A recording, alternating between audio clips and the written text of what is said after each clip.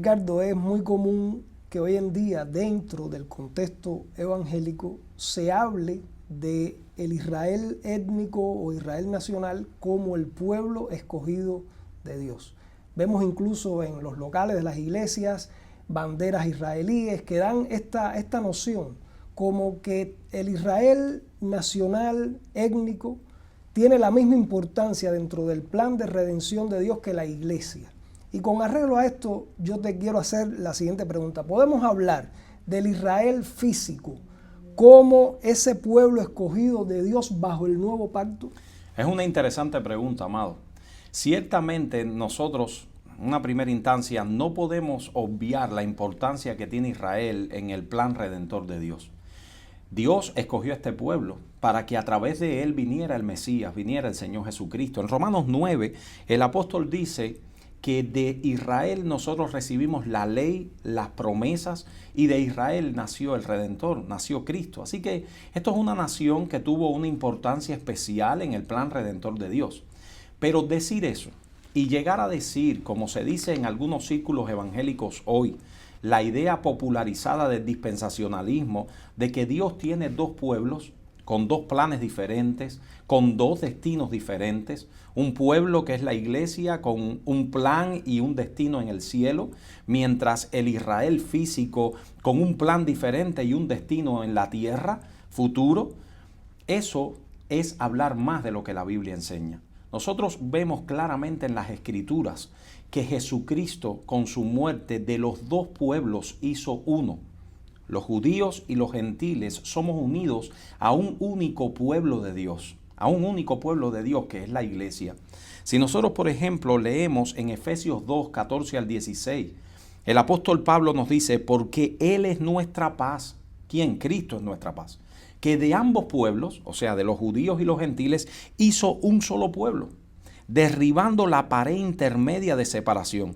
Y un poquito más adelante dice el verso 16, que mediante la cruz Él reconcilió a ambos pueblos en uno solo, matando en ella las enemistades.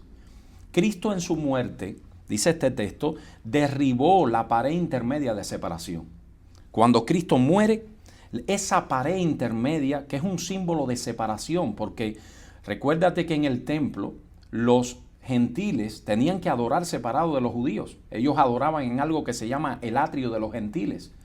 Pero Cristo derribó esa pared, haciendo de esos dos pueblos un solo pueblo, un solo pueblo. Romanos capítulo 11, versículo 27 al 24, Pablo también nos trae la idea de un olivo. Es otra imagen. Un olivo que los olivos silvestres, que somos los gentiles, hemos sido injertados en el olivo original, que son los judíos. Así que de los dos pueblos ahora tiene un solo olivo. Dios no tiene dos olivos, tiene un solo olivo que es el Israel espiritual, que es su iglesia. Y esto nos lleva a la idea, claramente en el Nuevo Testamento, que Dios tiene un plan con un solo pueblo, no con dos pueblos diferentes, y ese pueblo es un pueblo espiritual. Ahora, evidentemente, por lo que me dices, con arreglo a la Biblia, hay un solo pueblo. Hay un único plan de redención de Dios para un pueblo escogido. ¿Cómo entonces debemos analizar o ver o entender aquellos pasajes del Antiguo Testamento que hablan de la nación o del pueblo de Israel con promesas que todavía no se han cumplido, e incluso pasajes del Nuevo Testamento donde hablan de Israel? ¿Cómo debemos nosotros, a la luz de la palabra y como evangélicos reformados, entender esto? Esa pregunta parece compleja la respuesta, pero no es compleja, es muy sencilla. Nosotros tenemos la tendencia, aunque el Nuevo Testamento dice otra cosa, nosotros tenemos la tendencia de leer, cada vez que se lee en el Antiguo Testamento Israel o israelita, de pensar en una nación física. Sin embargo, el Nuevo Testamento nos enseña que eso no es tal así.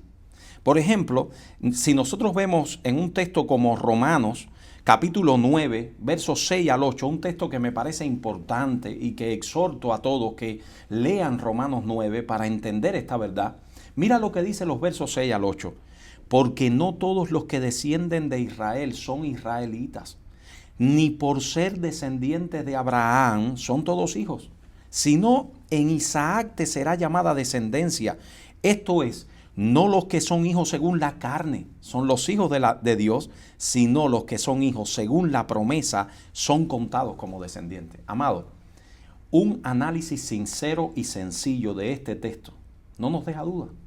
Pablo en este texto nos está diciendo que Dios no tiene compromiso con una nación física, descendientes físicos de Abraham, sino con descendientes espirituales, con la simiente de Abraham, que es Cristo y todos los que estamos unidos a Él.